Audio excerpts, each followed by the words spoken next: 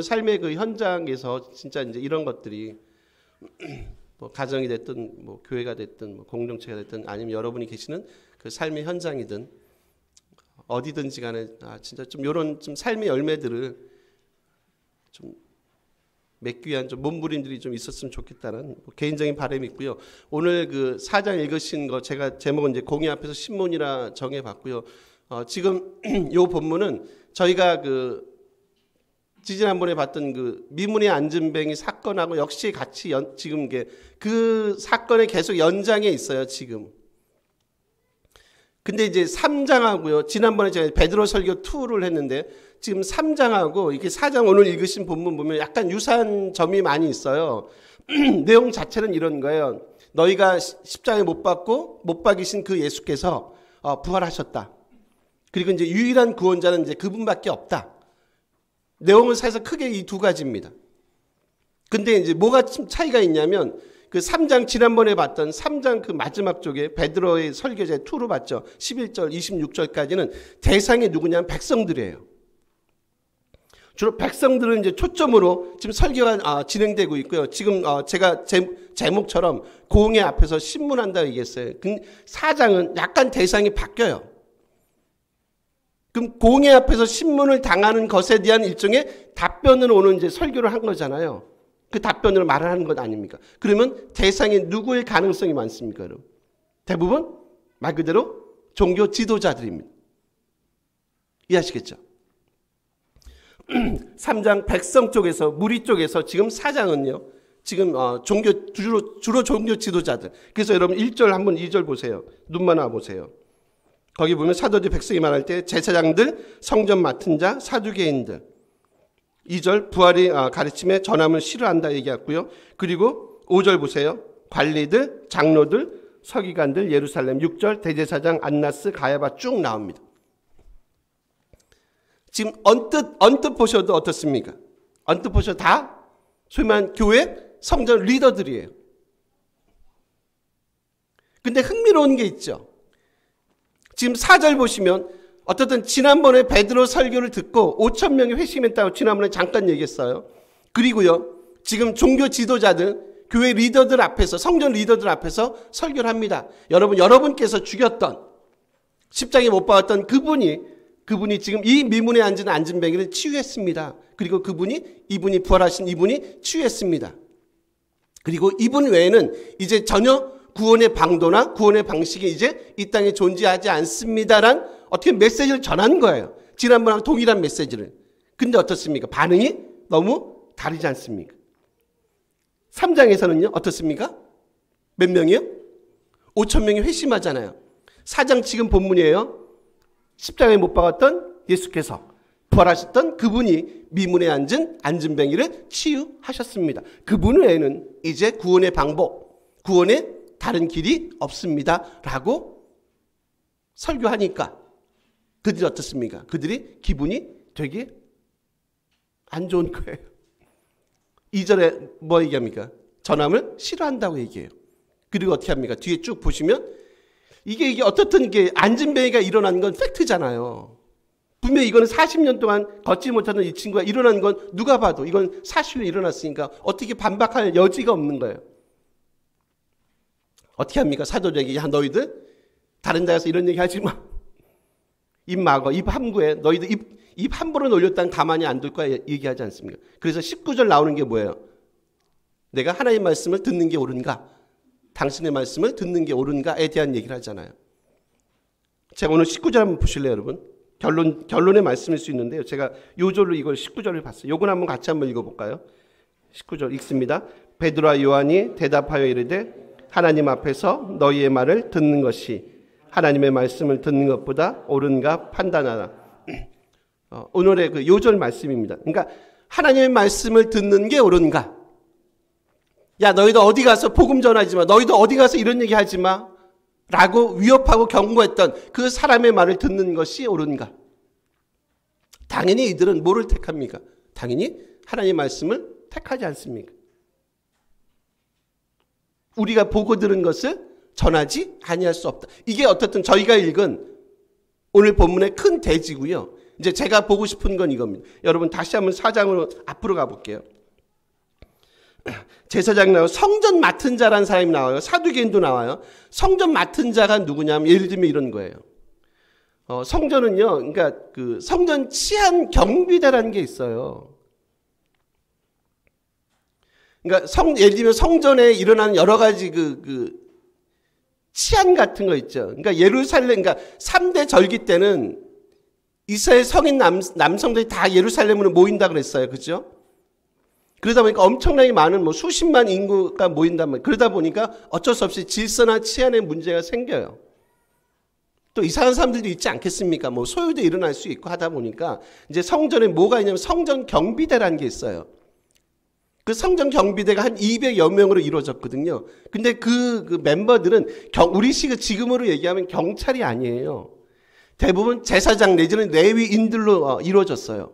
그리고 그 성전 경비대의 수장이 누구냐면 지금 오늘 본문에 나타나는 누구예요? 성전 맡은 자, 스트라테고스라는 사람이에요. 스트라테고스입니다. 성전 맡은 자. 이 사람이 성전에서 넘버가 꽤 높아요. 넘버 2예요. 넘버 1이 누구세요? 성전에서 넘버 1이 누구세요, 여러분? 당연히 대제사장이에요. 그리고 그 다음이 이 성전 맡은 자, 스트라테고스라고 일컬어지는 이 성전 맡은 자. 그럼 여러분 생각해 보세요. 지금 여기 안에 이 베드로와 요한이 서 있는 저기 안에 지금 누가 다 있는 거예요? 소위 말하는 성전에 제일 높은 분들이 다 모여 있는 거예요. 근데 너무 이상하지 않으세요? 하나님 말씀을 전하잖아요. 이분이 여러분, 이분이 이 미문에 앉은 병이를 치유했습니다라고 사실상 팩트를 전하는 거 아닙니까? 근데 어떻게 합니까? 다 싫어합니다. 부활도 인정하지 않아요. 사두개인 자체는 부활을 인정하지 않습니다, 여러분. 사두개인은 부활을 인정하지 않아요. 사두개인은 주로 성전 중심의 삶을 살아가는 귀족 계급들이에요. 귀족 계급의 사람들이에요. 부활을 인정하지 않습니다. 천사의 존재도 인정하지 않는 게 사두개인이에요. 이게 이제 전반적인 큰 그림이고요. 이제 한번 설교를 준비하면서 이런 생각을 해봤어요. 왜 이들은 어떻든 성전 중심의 삶을 살아가는 사람들이에요. 매일 제사하고 예배하고 제물을 하나님 옆에 드리고 사람들 예배를 집례하고 막 그런 사람들임에도 불구하고 왜 이들은 하나님 말씀 듣기를 거부하고 싫어하는가? 제가 사두개인 잠깐 말씀드렸어요. 사두개인은 성전 중심의 삶을 살아가고요. 그리고 그 사람들은 귀족 계층의 사람들이다. 부활을 싫어한다. 부활을 인정하지 않는다. 천사의 존재도 인정하지 않는다. 한번 질문 드려볼까요? 왜 그러죠? 사두개인들은 왜 부활을 인정하지 않고요? 천사의 존재도 인정하지 않을까요? 이들은 성전 중심의 삶을 살아간다고 얘기했어요.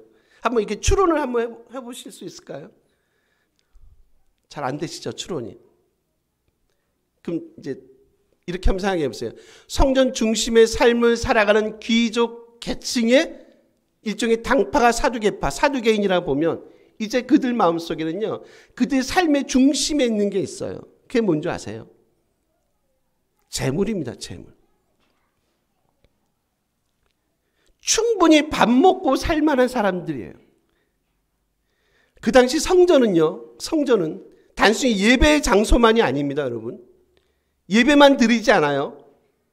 저희야 거의 예배죠. 이렇게, 물론 재정이 있지만, 재정은 거의 이렇게 독립이 돼 있잖아요. 저도 우리 교회 재정 손대지 않습니다. 그냥 장로님하고 집사님이 거의 정하시는데, 제가 필요하면 요청하고 이제 재정을, 지불을 하지만, 재정 손대지 않습니다. 그 당시에는요, 이렇게 그러니까 성전이라는 곳이 단순히 예배의 장소만이 아니라, 뭐의 중심지냐면 금융의 중심지고 재정의 중심지예요. 그러니까 엄청난 소위 말하는 이해관계가 성전 안에 들어가 있어요. 그러니까 지금 사두개인들은요, 어쩔 수 없이 지금 뭐하고 맞물려 있는 줄 아세요? 다 금전적인 거, 재물입니다, 재물. 그렇게 하다 보니까 그들이 뭘 부인하냐면, 인정하고 싶지 않냐면 부활을 인정하고 싶지 않아요. 천사의 존재도 인정하지 않아요. 모세 오경만 인정해요. 다른 성경은 또 인정하지 않습니다, 사두개인들. 이제 이런 생각을 해보자. 어느 날부터인가 예수님 당시에 그 성전이에요. 그리고 성전을 섬기고 있는 그 성전 섬기는 자들이 어느 날부터인가 자꾸 눈을 다른 쪽에 돌려요. 성전의 진정한 본질, 성전의 진정한 목적이나 그런 쪽에 관심이 없어지기 시작했어요. 그럼 이제 어느 쪽에 관심이 많이 가요? 대부분 다 자기 권력 그리고 재물 내지는 그런 것들을 통해서 자기들만의 요즘 말하면 카르텔이라고 하죠. 자기들만의 리그를 해나가는 게 성전 중심의 삶을 살아갔던 그 당시 사람들. 그러니까 당연히 뭐 할 수밖에 없어요. 소위 말하는 혁명적인 말씀을 들고 나왔던 주님의 말씀을 받아들일 리가 없죠. 여러분 혹시 그 영화 아이히만 쇼란 영화 혹시 보셨습니까? 한번 개인적으로 이제 안 보셨으면 한번 시간이 되시면 한번 보십시오. 이제 이게 뭐냐면 그 유대인 학살 있잖아요. 유대인 학살에 거의 물론 뭐 히틀러나 이제 그런 사람 빼놓고 그쪽에 거의 그 책임자 역할을 했던 제가 기억하기엔 중령인가 그러거든요. 이 양반이 그 유대인 학살 그 가스실도 아마 그 기획했던 걸로 알거든요. 그러니까 엄청나게 많은 사람을 죽이는데 진짜 앞장서가지고 큰 일을 했던 나쁜 일을 했던 이죠. 나쁜 일을 했던 사람이 누구냐? 아히만이라는 사람이에요. 전쟁이 끝났습니다. 도망갔어요. 아르헨티나에 도망갔다가 15년 만에 체포가 돼가지고 이제 이게 영화 플러스 다큐입니다. 그래서 1961년에 그 사람이 잡힌 거를 지금 그 재판 과정을 지금 쫙 영화 플러스 다큐 형식으로 만든 게 아히만 쇼예요. 한번 뭐 보셔도 괜찮을 것 같아요. 저는 개인적으로는. PD하고요. 그 TV 영화 그 촬영 감독이 이제 그 장면을 다 세세하게 다 찍는 거예요. 그 카메라 감독이 보고 싶은 게 있어요. 이 아이만의 이 소위 말하는 표정 하나하나를 절대 놓치지 마라. 그가 심지어는 침도 삼키지 않겠으며 침을 삼키는 거, 눈동자가 막 이렇게 움직이는 거, 뭐 안면 근육이 움직이는 거 하나하나 다 잡아봐라. 그게 아마 메시지 있을 거다라는 얘기를 해요. 그러면서 이제 재판이 벌어집니다. 막 질문하고 대답할 거 아닙니까? 근데 참 놀라운 게 뭐냐면 이런 거예요. 자기는 잘못한 게 없다. 나는 그냥 내게 주어진 일에 충실하게 책임을 담당한 것밖에 없다. 나는 전혀 죄가 없다. 나는 무죄다. 근데 PD하고요, 이 카메라 감독이 본 게 있어요. 그게 뭔지 아세요? 일단 여러분, 악의 평범성이라는 거 아시죠? 그 악의 평범성이라는 개념 자체가 여기서 나왔고요. 그리고 그걸 떠나서 이 사람에게서 전혀 찾아내지 못한 게 있어요. 그게 뭔지 아세요? 고통에 대한 공감 능력이 전혀 없다는 거예요. 그게 너무 안타까운 거예요. 분명히 사람이면, 그 사람도 사람이면 어떻든 600만 명을 죽이는데 앞장섰던 사람이에요. 그걸 기획한 사람이에요. 그러면 자기 마음속에 최소한의 인간이면 최소한의 양심이 있지 않겠는가? 그럼 분명히 뭔가 변화가 있을 거다. 감정의 변화, 심정의 변화가 있을 거야. 그게 표정으로 나올 거야. 근데요, 이분들이 봤던 건 뭔지 아세요? 전혀 고통에 그 아픔을 공감하지 못한다. 와, 사람이 어떻게 이렇게 괴물이 될 수 있는가를 사실 이렇게 다큐 내지는 플러스 영화 형식으로 만들어낸 게 그 아이만 쇼. 제가 왜 길게 이 말씀을 하냐면 한번 요거 제가 이 사건하고요, 이 영화하고 이 종교 지도자들 그들의 어떤 심정하고를 한번 이렇게 접목을 시켜봤어요. 왜 이들은 마음에 가책이 없지? 왜 이들은 변화되지 않지? 왜 이들은 그 고통에, 예를 들어 백성들의 고통에, 하나님의 고통에, 사람들의 고통을 왜 같이 공감하지 못하지? 악의 평범성인가요? 이들은 원래부터 괴물이었나? 대제사장이 있잖아요. 성전 맡은 넘버 2에 1, 2, 3가 다 여기 모여있단 말이에요. 왜 그들은 이 사람들의 고통에, 주님의 고통에 왜 같이 공감하지 못하지? 도대체 뭐가 이들을 이렇게 괴물로 만들어놨지? 백성들은 지금 회심하잖아요. 동일한 메시지를 듣잖아요. 백성들은 회심하잖아요.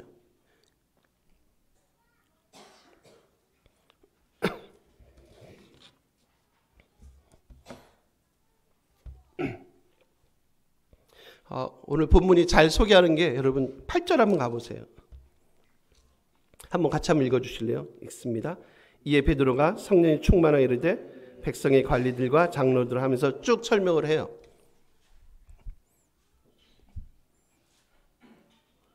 회심하지 않았던, 전혀 공감하지 않았던 소위 말하는 종교 리더들과 대조적으로 우리는 뭘 보냐면 베드로의 모습을 봐요.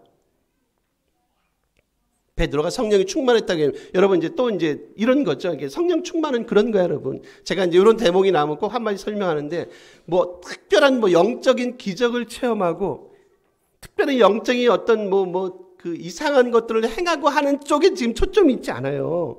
베드로가 성령이 충만했다는 얘기는 이 성령의 충만함이 뭔지를 지금 뒤에 다시 소개할 거거든요. 이건 이렇게 보시면 돼요. 여러분 지금 베드로의 이런 모습을 보면서 여러분 혹시 구약에 생각나는 사람 없으세요? 생각나는 사람들 없으세요?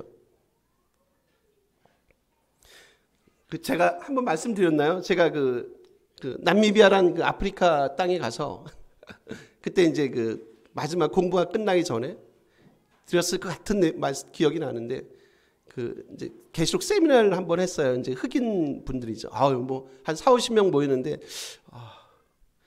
제가 그래도 이게 참 지금 생각하면 참 거시기한 게 하여튼 영어로 이제 그 세미나를 했거든요. 야, 내가 어떻게 영어로 세미나를 했지? 40-50명이 모여 있는데 지금 얘기하면 우리 이제 뭐 총회장, 노회장 진짜 막 삐까번쩍한 분이 다 앉아. 여러분 흑인들도요. 이게 포스가 달라요. 권사님 그러죠? 똑같지 않습니다. 흑인들도. 딱 보니까 진짜 장난이 아닌 거예요. 딱 느껴져요, 진짜. 그런 분들이 40-50명이 앉아 있는 거예요. 그걸 제가 참 힘든 영어로 막 이렇게 세미나 꽤 몇 시간을 한 거예요. 한번 생각해 보세요. 이게 좀 아무리 흑이지만 좀 쫄릴 수 있거든요. 그렇다면 뭐 영어가 능통한 것도 아닌데. 근데 요 상황을 하면 그런 상황하고 좀 연결시켜 보세요. 베드로 아무것도 아니잖아요. 사실 별 볼 일 없잖아요. 근데 앞에 누가 있어요? 성전에 1, 2, 3가 막 다 있어요. 최고의 권력가들이 다 있는 거예요, 여러분. 그 앞에서 베드로가 지금 뭐예요? 성령이 충만해서 지금 이제 말을 하는 거예요. 설교를 하는 거잖아요, 어떻게 보면.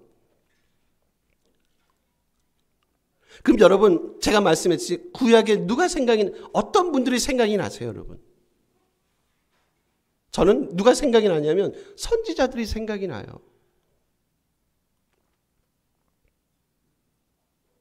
최고의 권력자들 앞에서, 왕 앞에서, 최고의 정치, 권력자들 앞에서 아무런 꺼리낌 없이 담대하게 하나님의 말씀을 선포했던 구약의 하나님의 선지자들.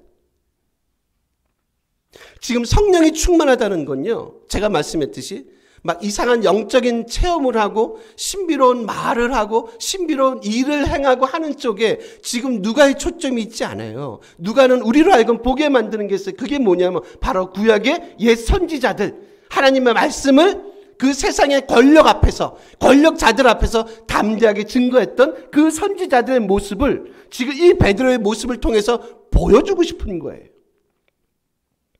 결국 성령이 충만하다는 건 뭐예요? 내 앞에 있는 사람이 누구건 간에 담대하게 그들 앞에서 하나님의 말씀을 선포하는 증인의 삶을 살아가는 자들, 그들이야말로 진정한 이 땅에 성령이 충만한 하나님의 사람이 아니겠습니까를 지금 우리에게 말해준다는 거죠. 그게 이제 여러분 13절에 소개가 되어 있잖아요. 다시 한번 보실까요, 여러분? 요거하고 다시 한번 제가 거꾸로 가볼 게 있어요. 우리 13절 한번 읽어주실래요? 있습니다. 그들이 베드로와 요한이 담대하게 말함을 보고 그들을 본래 학문 없는 범인으로 알았다가 이상히 여기며 또 전에 예수와 함께 있던 줄도 알고.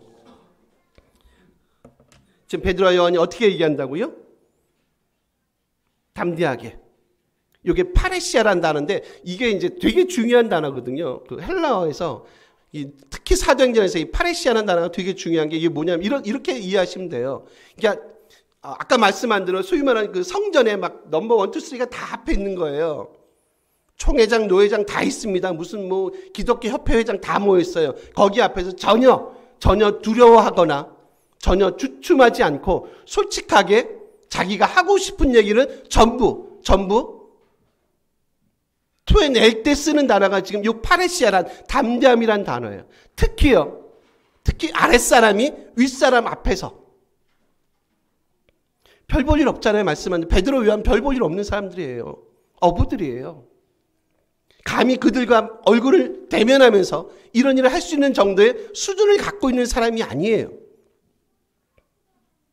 근데 뭐 한다고요? 담대하게 파레시아 뭐 한다고요? 전혀 거침없이, 전혀 두려움 없이 자기의 하고 싶은 얘기, 자기의 할 말을 거침없이 지금 누가 행하고 있다고요? 베드로와 요한이. 여러분, 이게 어디서 나와요? 어디서 나옵니까? 저는 이거를 8절하고 연결시키고 싶은 거예요. 하나님의 성령이 충만하니까 세상이 두렵지 않더라. 저는 이게 어떻게 보면 저희가 갖고 있는 유일한 특권 같지 않습니까? 한번 여러분에게 도전드리고 싶은 건 이거예요. 과연 우리는 세상이 두려운가? 과연 우리는 사람이 무서운가?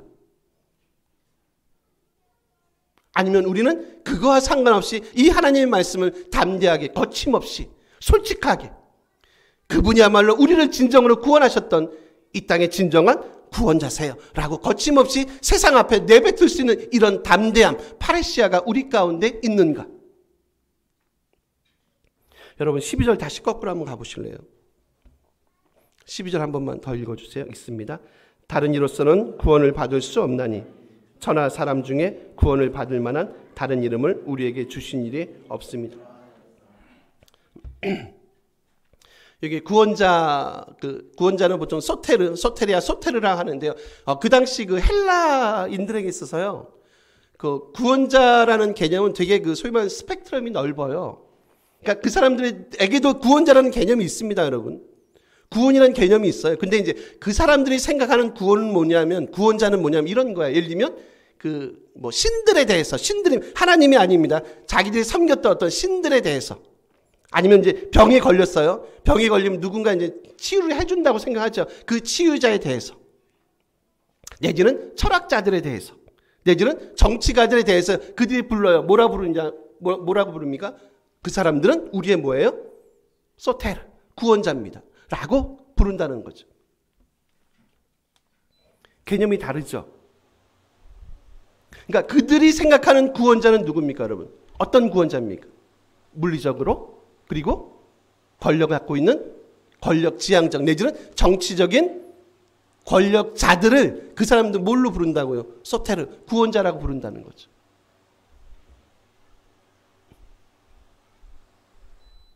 시끄럽네. 조금 차이가 있지 않으세요, 여러분? 세상 사람들이 보는 건 뭐예요? 우리의 구원자는 뭡니까? 아까 제가 뭐라 그랬죠? 물질이다. 우리의 구원자는 뭐예요? 권력이다. 오늘 아침에 그 주일학교 설교를 집사님이 하셨어요. 세상에서 가장 안전한 것이 어디냐?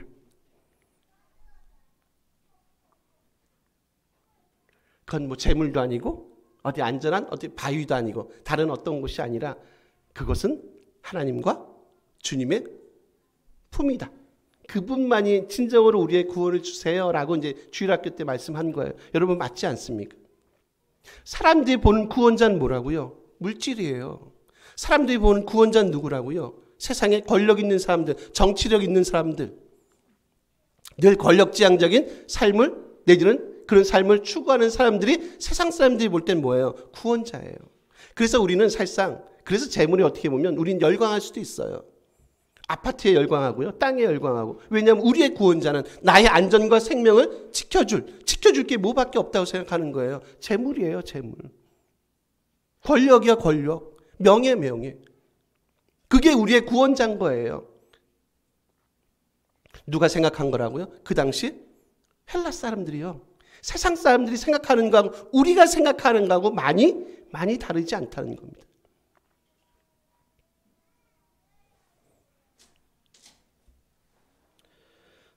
오늘 성경은요, 사도의 설교를 통해서 조금 다른 얘기를 하고 있습니다. 진정한 구원자는 소테르입니다. 진정한 구원자는 누구밖에 없다고요? 여러분, 예수님 그분밖에 없습니다. 그분이야말로 진정으로 우리 삶을 다시 회복시키시는 정말 좋으신 그 하나님, 그리스도 그분이십니다. 그런데 내가 어찌 이것을 말하지 않을 수 있겠습니까? 라고 오늘 본문을 통해서 베드로, 요한, 사도들이 말씀하고 있다는 겁니다. 저는 이런 믿음의 확신이 우리 가운데 좀 있었으면 좋겠습니다. 물질이 우리를 지켜주지 않는다는 거예요. 세상 권력이 우리를 지켜주지 않는데요. 우리가 아는 지인이요. 권력을 가진 어떤 지인이 우리를 지켜주지 않는데요. 몇 년 동안 지켜주시겠어요. 저도 요즘에 이제 뉴스를 좀 사실 안 보는 편이에요. 좀 이렇게 좀 자주 봤었는데 요즘 뉴스를 안 봐요. 안 볼 만한 이유가 있겠죠. 이게 늘 똑같으니까.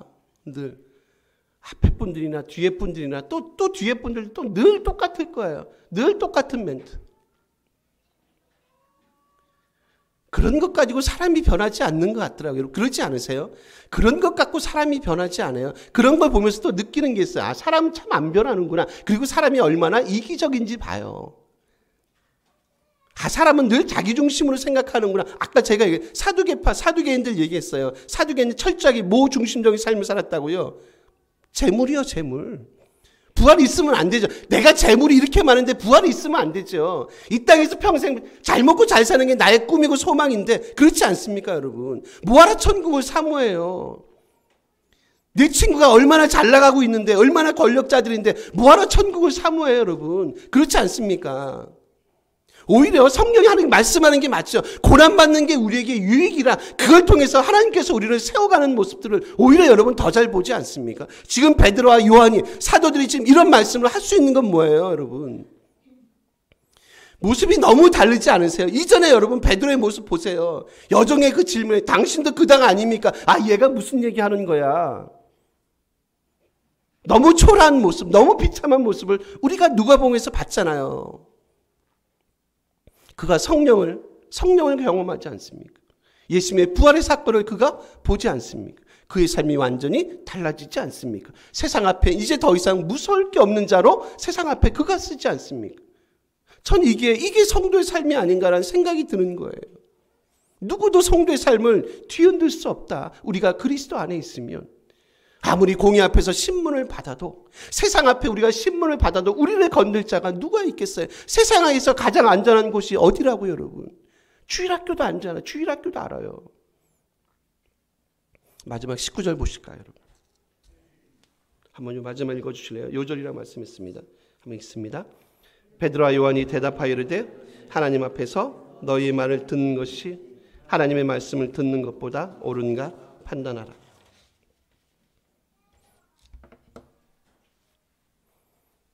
한번 스스로 좀 고민해 봤으면 좋겠어요. 우리 삶에 누구의 소리가 더 우리 삶을 지배적으로 작용하는가? 우리 삶에 어떤 소리가 더 지배적으로 작용하는가? 하나님의 말씀인가? 세상의 소리인가? 재물의 소리인가? 권력의 소리인가?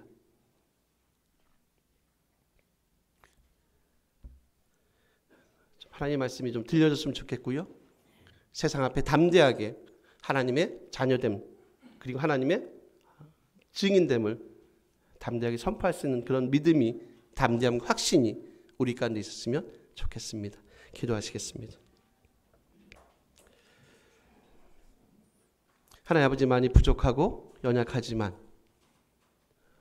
이 세상에서 가장 안전한 곳, 안전한 분은 하나님 여호와심을 저희가 깨닫고 사람의 말에 귀 기울이지 않게 하시며 하나님의 말씀에